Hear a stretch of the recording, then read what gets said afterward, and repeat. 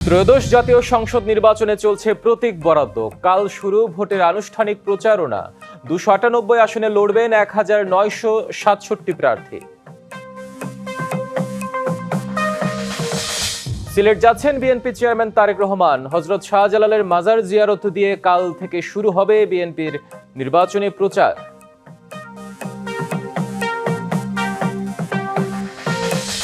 একাত্তরে মানবতা বিরোধী অপরাধ মামলায় আত্মসমর্পণ করলেন ফাঁসির দণ্ডপ্রাপ্ত জামায়াত নেতা আবুল কালাম আজাদ। নিজেকে নির্দোষ দাবি।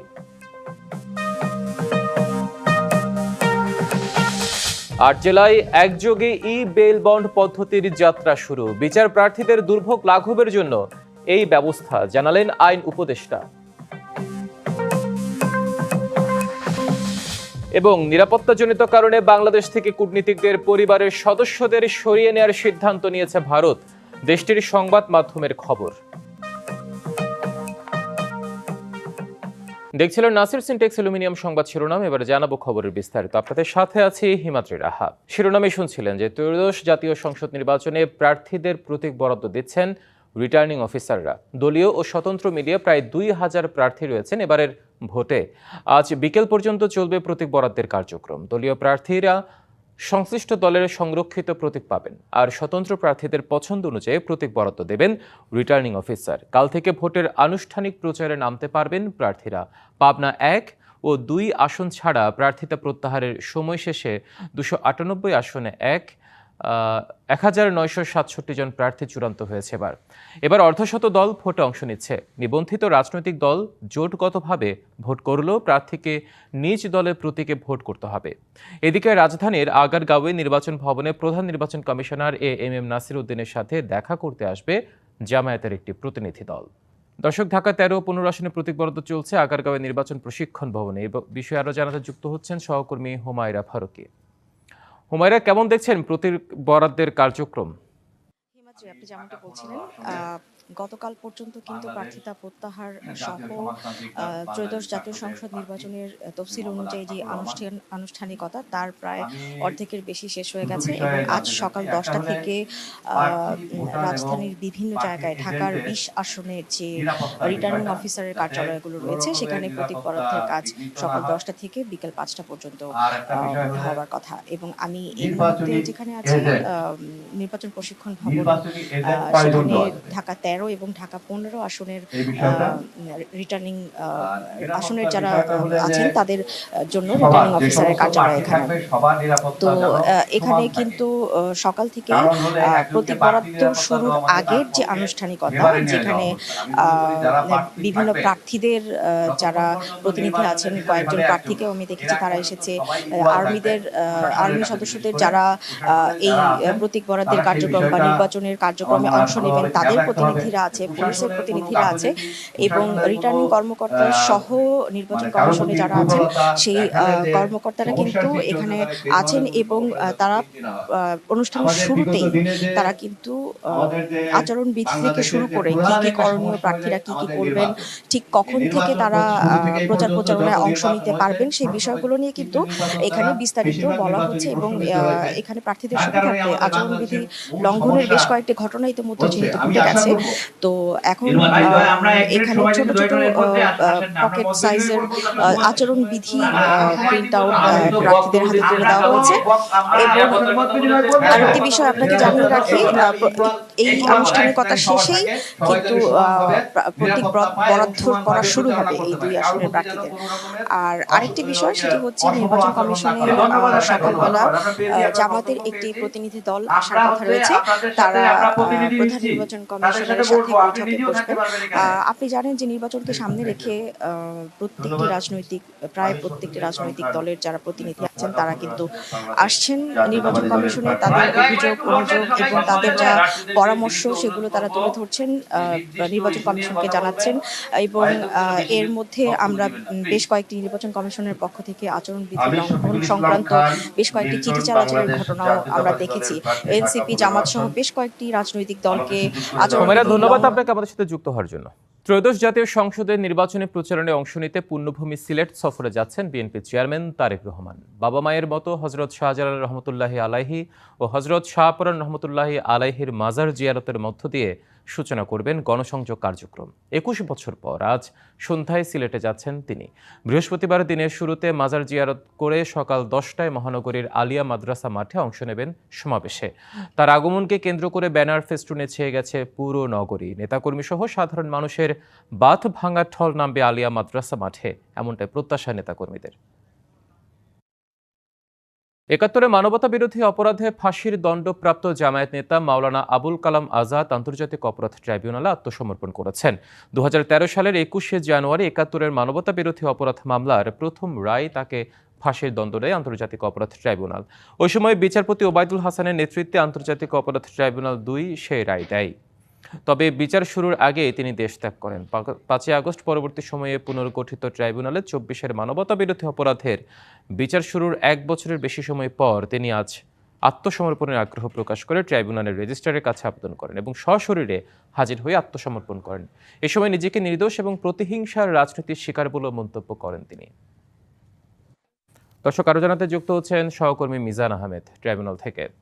মিজান, যেটা জানলাম যে আসলে মাওলানা আবুল কালাম আজাদ আন্তর্জাতিক অপরাধ ট্রাইব্যুনালে আত্মসমর্পণ করেছেন। আসলে তিনি তো সাজাপ্রাপ্ত, পরবর্তী আসলে বিচারিক প্রক্রিয়াগুলো কি হতে পারে?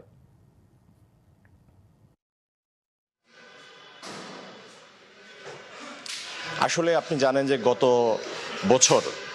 বছর জুলাইতে কিন্তু তিনি স্বরাষ্ট্র মন্ত্রণালয়ে তার সাজা স্থগিতের আবেদনটি করেছিলেন এবং যখন স্বরাষ্ট্র মন্ত্রণালয়ে তিনি সাজা স্থগিতের আবেদনটি করেন তখন স্বরাষ্ট্র মন্ত্রণালয়ে আইনি পরামর্শক বিভাগ থেকে যেটি তাকে জানানো হয় যে যেহেতু যে আদালতে তাকে দণ্ড ঘোষণা করা হয়েছে, আসলে তাকে সে আদালতের কাছে আত্মসমর্পণ করে সেখানেই তাকে তার নির্দোষিতা প্রমাণের বিষয়টি আছে, যার ধারাবাহিকতায় তিনি আজকে লিখিত আবেদন করেছেন এবং রেজিস্ট্রার জেনারেলের কাছে পাশাপাশি সশরীরে হাজির হয়েছেন।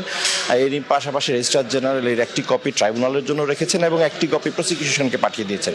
প্রসিকিউশন জানিয়েছে যে এরই মধ্যে সেই তার আত্মসমর্পণের আবেদনের কপি তারা পেয়েছেন এবং সেই আবেদনে তিনি তাকে নির্দোষ দাবি করেছেন এবং বলেছেন যে তিনি সম্পূর্ণ রাজনৈতিক প্রতিহিংসার শিকার। আপনার মাধ্যমে দর্শককে জানাতে চাই, আন্তর্জাতিক অপরাধ ট্রাইব্যুনাল প্রথম গঠিত হয় ৭১ মানবতা বিরোধী অপরাধের জন্য ২০১০ সালের ২৫শে মার্চ এবং তারপরে যখন আনুষ্ঠানিক বিচারিক প্রক্রিয়া শুরু হয় সেই ৭১ মানবতা বিরোধী অপরাধ মামলার প্রথম রায়ে কিন্তু মাওলানা আবুল কালাম আজাদকে দণ্ডিত করা হয়, ফাঁসির সাজা দেওয়া হয়। তার বিরুদ্ধে ৮টি অভিযোগ আনা হয়, হত্যা, ধর্ষণ, গণহত্যা সহ সুনির্দিষ্ট ৮টি অভিযোগে তার বিচার শুরু হয় এবং সেই বিচারের শেষে ২১শে জানুয়ারি ২০১৩-তে কিন্তু সেই ফাঁসির সাজাটি ঘোষণা করা হয়। এর আগে যদি একটু পেছনে যাই সেক্ষেত্রে বলতে হবে যে আন্তর্জাতিক অপরাধ ট্রাইব্যুনাল ২ অর্থাৎ আমাদের যিনি সাবেক প্রধান বিচারপতি ছিলেন বিচারপতি ওবায়দুল হাসান, তিনি তখন আন্তর্জাতিক অপরাধ ট্রাইব্যুনালের ২-এর চেয়ারম্যান ছিলেন এবং তার আদালতেই কিন্তু এই মামলাটি যখন ৩রা এপ্রিল ২০১২ যখন তার বিরুদ্ধে গ্রেফতারি পরোয়ানা জারি করা হয়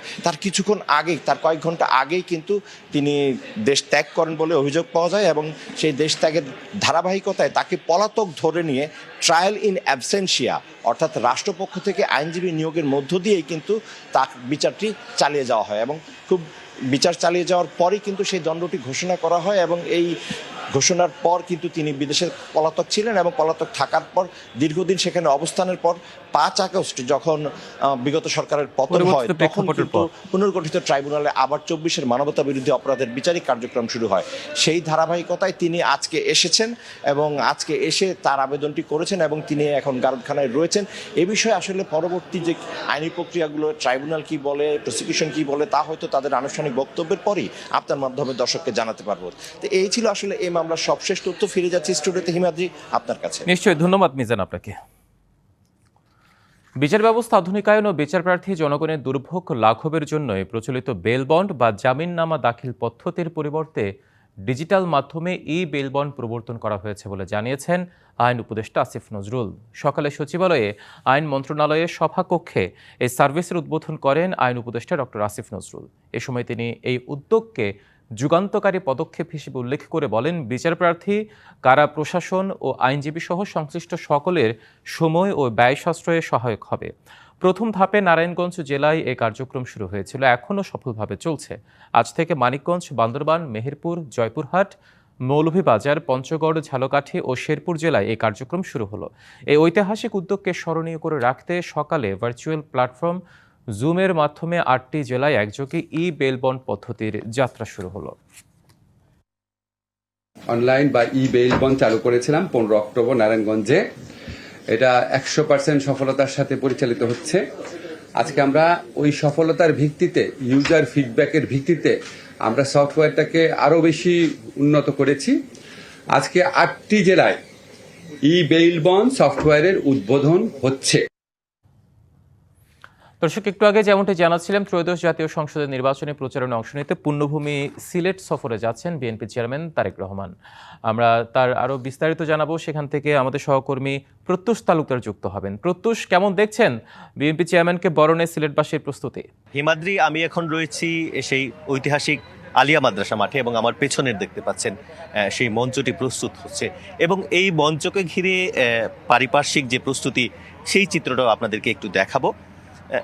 গেল কয়েকদিন ধরেই কিন্তু এই মাঠ প্রস্তুতির একটা চেষ্টা চলছে নানাভাবে। এর নিরাপত্তা, এর মঞ্চ কীভাবে হবে, মঞ্চের আশেপাশে পরিষ্কার পরিচ্ছন্নতা কিংবা এখানে পর্যাপ্ত নেটওয়ার্কের ব্যবস্থা, অর্থাৎ সামগ্রিক যে সকল ফ্যাসিলিটিস বা সুবিধা দরকার সেগুলো কিন্তু নিশ্চিত করা হচ্ছে। ইতিমধ্যে দেখতে পাচ্ছেন সাউন্ড ইনস্ট্রুমেন্ট সেগুলোও চলে এসেছে এবং কর্মীরা কিন্তু নিরলসভাবে কাজ করছেন। সিটি কর্পোরেশন সহ বিভিন্ন ডেকোরেটর সহ বিভিন্ন যারা বিভিন্ন উইংসে কাজ করেন তারা সকলেই কিন্তু নিরলসভাবে সকাল থেকে কাজ করছেন। এছাড়াও নেতাকর্মীদের মধ্যে যে বাড়তি উচ্ছ্বাস সেটি হচ্ছে যে যেহেতু 25 ডিসেম্বর তারেক রহমান সিলেটেই প্রথম দেশে স্বদেশ প্রত্যাবর্তনের যে বিষয়টি সেটি কিন্তু সিলেটের মাধ্যমেই হয়েছে। তারপর তিনি ঢাকায় গিয়েছেন। তো নির্বাচনী যাত্রা যেটি বিএনপির সেটিও কিন্তু শুরু হচ্ছে সিলেটের মাধ্যমেই এবং তার শ্বশুরালয় সিলেটে। সেই সব কিছু মিলিয়ে সিলেটের মানুষের একটা বাড়তি প্রত্যাশা রয়েছে এবং সেই প্রত্যাশার কথা একটু ছোট্ট করে জানতে চাইবো এখানে যারা নেতাকর্মীরা রয়েছেন। আসলে আপনাদের ভাবনাটা একটু ছোট্ট করে বলবেন। আপনারা জানেন তো ইতিমধ্যে আমাদের জাতীয়তাবাদী দল বিএনপির চেয়ারম্যান যিনি আগামী রাষ্ট্রনায়ক জনাব তারেক রহমান আগামীকালকে আজকেই রাত্রি উনি আসবেন, আমরা যেটা জানি। আগামীকালকে মাজার জিয়ারতের মাধ্যমে উনার নির্বাচনী প্রচারণা শুরু করবেন। ইতিমধ্যে সিলেটে স্বতঃস্ফূর্তভাবে এবং উৎসব মুখর পরিবেশে নেতাকর্মীরা আসলে সবাই খুশি যে আমাদের দলে যে দল করি সেই দলের নেতাকে আগামীকালকে আমরা সরাসরি দেখতে পাবো। এবং ইতিমধ্যে আমাদের সব প্রস্তুতি সম্পন্ন হয়েছে। জেলা এবং মহানগর বিএনপির আওতাধীন যেগুলা কার্যক্রম সবই ইতিমধ্যে সম্পন্ন করা হচ্ছে এবং স্টেজেরও কাজ ইতিমধ্যে সম্পন্ন চলমান রয়েছে। তো আমরা সাধুবাদ জানাই, শুভেচ্ছা জানাই এবং অভিনন্দন জানাই। আগামী দিনে যে 31 দফা যেটা আমাদের নেতা যেটা বলে দিয়েছেন এবং ঘোষণা দিয়েছেন, সেই 31 দফা আগামীকালকে ঘোষণার মাধ্যমেই নির্বাচনী প্রচারণা শাহজালাল এবং শাহপুরানের পূর্ণভূমি থেকে শুরু হবে আর কি। ধন্যবাদ। অনেক ধন্যবাদ। আসলে এভাবেই বিভিন্ন স্তরের নেতাকর্মী যারা রয়েছেন তারাও কিন্তু উচ্ছ্বাস প্রকাশ করছেন। তারা বলছেন যে তাদের যে নির্বাচনী যাত্রার মাধ্যমে পাশাপাশি 31 দফার বাস্তবায়নের পথে সিলেটের মানুষ অংশীদার হতে যাচ্ছে এবং সেই সাথে এই সফরে কিন্তু বিএনপি চেয়ারম্যান এখানকার যারা অর্থাৎ সুনামগঞ্জ, সিলেট, হবিগঞ্জ, মৌলভীবাজারে যারা বিএনপি মনোনীত প্রার্থী তাদের সাথেও কিন্তু সাধারণ মানুষ যারা রয়েছেন তাদেরকে পরিচয় করিয়ে দেবেন। এবং আরেকটি খবর আমরা জানতে পেরেছি, আজ যখন তিনি আসবেন রাতের বেলা, সেটা দলের বিভিন্ন সূত্র থেকে জানা গেছে, তিনি হয়তো তার যে দক্ষিণ সুরমায় যে তার শ্বশুরালয় সেখানে তিনি যাবেন এবং হয়তো কোনো একটা সময়ের মধ্যে হজরত শাহজালাল রহমতুল্লাহি আলাইহি এবং হজরত শাহপরান রহমতুল্লাহি আলাইহির বাজার জিয়ারত করবেন এবং আগামীকাল সকাল 10টায় সময় নির্ধারণ করা হয়েছে এই মাঠে, এই ময়দানে যে জনসভা হচ্ছে সেটির। তো সবকিছু মিলিয়ে আইনশৃঙ্খলা বাহিনী কিংবা দলীয় প্রস্তুতি সবকিছুই এখন পর্যন্ত তারা বলছেন যে নিয়মতান্ত্রিকভাবে এবং যথোপযুক্তভাবে সেগুলো চলছে। এখন নিশ্চয়ই প্রত্যুষ আপনাকে ধন্যবাদ আমাদের সাথে যুক্ত হওয়ার জন্য। দর্শক, সংবাদের শুরুতে আমরা জানাচ্ছিলাম ত্রয়োদশ সংসদ নির্বাচনে প্রার্থীদের প্রতীক বরাদ্দের খবর। ঢাকা থেকে আমাদের যুক্ত হয়েছিলেন সহকর্মীরা জানাচ্ছিলেন। আমরা এবার চট্টগ্রাম বিভাগের অবস্থা জানতে চাই। সেখান থেকে যুক্ত হচ্ছেন সহকর্মী মুজিবুল হক। মুজিব, এখন পর্যন্ত কতজন প্রতীক বরাদ্দ পেলেন আর সার্বিক কার্যক্রম কেমন দেখছেন সেখানে? হিমাদ্রি, আপনি জানেন চট্টগ্রামে 16টি সংসদীয় আসন এবং এই 16টি সংসদীয় আসনে 3 জন রিটার্নিং কর্মকর্তা দায়িত্ব পালন করছেন। এর মধ্যে চট্টগ্রামের 10টি আসনে রিটার্নিং কর্মকর্তা চট্টগ্রামের জেলা প্রশাসক, 5টি আসনে চট্টগ্রামের বিভাগীয় কমিশনার এবং 1টি আসনে চট্টগ্রামের যিনি আঞ্চলিক নির্বাচন কর্মকর্তা রয়েছেন তিনি দায়িত্ব পালন করছেন। আজকেই সকাল থেকে আনুষ্ঠানিকভাবে প্রতীক বরাদ্দের যে কার্যক্রম সেটি শুরু হয়েছে। সকাল 10:30 থেকেই মূলত এই কার্যক্রম শুরু হয়েছে। সকাল 10:30টার পর থেকে চট্টগ্রাম 1 মিরসরাই এবং চট্টগ্রাম 2 ফটিকছড়ি এই 2টি আসনে যে সমস্ত বৈধ প্রার্থীরা রয়েছেন তাদেরকে প্রতীক বরাদ্দ দিয়েছেন, বিতরণ করেছেন চট্টগ্রামের জেলা প্রশাসক, একই সাথে রিটার্নিং কর্মকর্তা। যে সমস্ত প্রার্থীরা এসেছেন তাদেরকে প্রতীক বরাদ্দের পাশাপাশি নির্বাচনে যে সমস্ত আচরণবিধিগুলো আছে সেই আচরণবিধিগুলো সম্পর্কে তারা অবগত করেছেন। অর্থাৎ যেই নির্বাচন কমিশনের বেঁধে দেওয়া যে নিয়ম সেটি মেনে যেহেতু প্রচারণা চালাতে হবে, আগামীকাল থেকেই সেটি আনুষ্ঠানিকভাবে শুরু হচ্ছে, সেটি যাতে তারা যথাযথভাবে মানেন সেই নির্দেশনা কিন্তু তাদেরকে দেওয়া হয়েছে। আপনি জানেন চট্টগ্রামের 16টি সংসদীয় আসনের মধ্যে একটি দ্বীপ উপজেলা সন্দ্বীপ রয়েছে। সেই সন্দ্বীপের ব্যালট কিভাবে যাবে, সেখানে প্রচারণা কিভাবে চালানো হবে, এর বাইরে ভোটের দিনে যে নিরাপত্তা ব্যবস্থা কিভাবে হবে সেইগুলো সম্পর্কেও কিন্তু প্রার্থীদেরকে অবগত করা হচ্ছে। এর বাইরে আপনি জানেন যে চট্টগ্রামে বেশ কয়েকটি উপজেলা রয়েছে যেখানে প্রায় সংঘর্ষ হয় নির্বাচন আসলেই। সেই সমস্ত আসনগুলোকে ঘিরে এক ধরনের আলোচনা থাকে, বিশেষ করে চট্টগ্রাম 6 রাউজান, চট্টগ্রাম 15 সাতকানিয়া লোহাগাড়া, চট্টগ্রাম 16 বাঁশখালী, এই আসনগুলোতে বিগত নির্বাচনগুলোতে দেখা গেছে বিভিন্ন সময় সংঘর্ষের ঘটনা ঘটেছে। সেই আসনগুলো ঘিরে নির্বাচন কমিশনের যে বাড়তি প্রস্তুতি, যে সমস্ত প্রিজাইডিং কর্মকর্তা, পোলিং অফিসার এখানে দায়িত্ব পালন করবেন, তাদেরকে কিভাবে আসলে নির্দেশনা দেওয়া হচ্ছে সেটিও প্রার্থীদেরকে বলা হচ্ছে। আমরা বেশ কয়েকজন প্রার্থী যারা এই দুটি আসনে চট্টগ্রাম 1 এবং চট্টগ্রাম 2 এই দুই আসনে যারা প্রতীক বরাদ্দ পেয়েছেন তাদের সাথে কথা বলেছে। তারা বলেছেন যে নির্বাচনে সুষ্ঠু পরিবেশ নিয়ে নির্বাচন কমিশনের পক্ষ থেকে যেভাবে আশ্বস্ত করা হচ্ছে তারা আসলে সন্তুষ্টি জানাচ্ছেন। তবে প্রায় প্রার্থী আসলে বিএনপি এবং জামায়াত এবং অন্যান্য দলের যারা প্রার্থীরা আছেন তারা একটি শঙ্কা আসলে জানাচ্ছেন যে মূলত পট পরিবর্তনের পরে বিভিন্ন থানা থেকে যে সমস্ত অস্ত্র লুট হয়েছে এবং অবৈধ অস্ত্রের ঝনঝনানি বিভিন্ন আসনগুলোতে দেখা যাচ্ছে, সেটি শীঘ্রই প্রশাসন উদ্ধার না করলে নির্বাচনে এটির একটি প্রভাব পড়তে পারে, সেটির কিন্তু আশঙ্কা তারা করছেন। তো সব মিলিয়ে আনুষ্ঠানিকভাবে এখনও কার্যক্রম চলছে। পরবর্তীতে ধাপে ধাপে নিশ্চয়ই আরো খবর আপনার মাধ্যমে আমরা দর্শকদের জানাতে পারবো। নিশ্চয়ই মুজিব, ধন্যবাদ আপনাকে। দর্শক, রাজধানীর গুলশানে বিএনপি নির্বাচন পরিচালনা কমিটির মুখপাত্র মাহাদি আমিন ব্রিফিং করছেন, আমরা সেখানে যুক্ত হব এখন। প্রচারণা শুরু আগামীকাল থেকে, তো প্রচারণার সময় এরকম আরো সংঘর্ষ এরকম ঘটনার আশঙ্কা করছেন কি? আমরা আহ্বান জানাবো যে সচেতন এবং দায়িত্বশীল রাজনৈতিক দল হিসেবে যেন প্রত্যেকে যার যার দায়িত্ব পালন করে। অবশ্যই নির্বাচনী প্রচারণার আগে যদি বাসায় বাসায় গিয়ে এনআইডি তোলা হয়, বাসায় বাসায় গিয়ে বিকাশ নাম্বার নেওয়া হয়, এটি তো কোনোভাবেই কাম্য না। সুতরাং নির্বাচনী প্রচারণায় যেন প্রত্যেকে যার যে দায়িত্বটুকু আছে সেটা পালন করে এবং নির্বাচনের নীতিমালা যেটা রয়েছে সেটা অনুসরণ করে, সেটা আমরা আমরা এর আগে ম্যাডামের ইয়ের সময় আমরা বহরে থাকাকালীন অবস্থায় হামলা হয়েছে, এটা তো পরবর্তীতে ইনভেস্টিগেশন হয় না, এই জিনিসগুলি বেরিয়েও আসে না। আপনারা মাননীয় চেয়ারম্যান তারেক রহমান আসার পরে যেই সিকিউরিটি হয়তো এই তার বহরে এই ধরনের সিকিউরিটি থাকবে না, তখন সেনাবাহিনীরা বিগ সিকিউরিটি ছিল, তো তখন আপনারা কোনো আশঙ্কা করছেন কিনা কোনো হামলা? নির্বাচনী প্রচারণার সময় ধরনের অনেক ঘটনা ঘটে, এটি সময় বলে দিবে। আমরা তো মনে করি জনগণের ভাষা আপ্লুত তারেক রহমান, যেখানে উনি যাচ্ছেন প্রচুর মানুষ রাস্তার দুপাশে দাঁড়াচ্ছেন, সব শ্রেণী পেশার মানুষ একবার দেখতে চাচ্ছেন। সুতরাং জনগণের যেখানে ভালোবাসা রয়েছে সেখানে আমরা হামলার দিকে চিন্তা না করে জনগণের ভালোবাসাকে কিভাবে মূল্যায়ন করবেন, বিএনপি ছাড়া রাষ্ট্র পরিচালনা আসলে কিভাবে জনগণের আকাঙ্ক্ষাকে ধারণ করে দেশ পরিচালনা করবে, সেটা আমাদের মূল চিন্তা। গণতান্ত্রিক উত্তরণ ও জুলাই সনদ বাস্তবায়নে বাংলাদেশকে সহায়তা করবে ইতালি। ইতালির প্রতিরক্ষা উপমন্ত্রী মাত্তিও প্যারোগো ডি ক্রেমনাগো প্রধান উপদেষ্টা ডক্টর মোহাম্মদ ইউনূসের সাথে সাক্ষাৎ করে কথা জানান।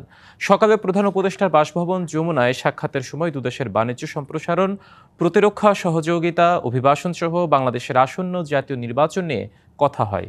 এ সময় ইতালির প্রতিরক্ষা উপমন্ত্রী প্রধান উপদেষ্টার কাছে বাংলাদেশ থেকে ভূমধ্য সাগর হয়ে ইতালিতে প্রবেশকারী অবৈধ অভিবাসীদের নিয়ে উদ্বেগ প্রকাশ করেন।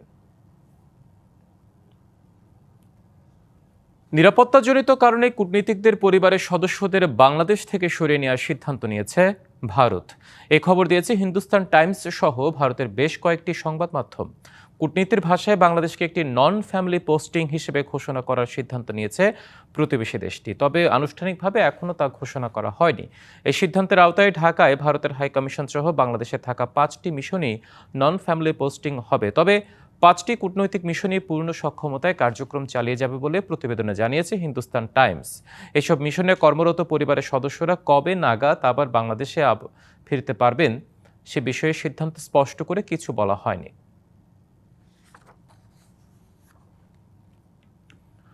টাঙ্গাইলের কালিহাতীতে রেললাইনে স্লিপারে ভাঙন দেখা দিয়েছে, এতে ঝুঁকি নিয়ে চলাচল করছে ট্রেন। বুধবার সকালে উপজেলার সল্লা এলাকার 116 নম্বর ব্রিজের উপর রেল লাইনের স্লিপার ভাঙা দেখা যায়। পরে তাৎক্ষণিকভাবে সনাতনী পদ্ধতিতে ট্রেন চলাচলের ব্যবস্থা করে রেলওয়ে কর্তৃপক্ষ। স্থানীয়রা জানান, সকালে একটি ট্রেন যাওয়ার সময় বিকট শব্দ হলে এগিয়ে গিয়ে রেল লাইনের স্লিপার ভাঙা দেখতে পেয়ে রেলওয়ে কর্তৃপক্ষকে খবর দেন তারা।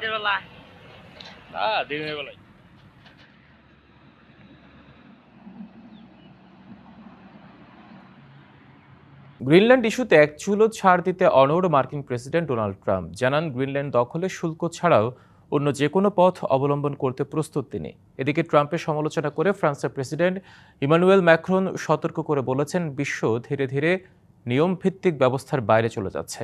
ট্রাম্পের দ্বিতীয় মেয়াদের 1 বছর পূর্তিতে সংবাদ সম্মেলনে কথা বলেন ট্রাম্প। তিনি জানান, ইউরোপীয় মিত্রদের সঙ্গে এই গ্রিনল্যান্ড নিয়ে একাধিক বৈঠক নির্ধারিত হয়েছে। গ্রিনল্যান্ড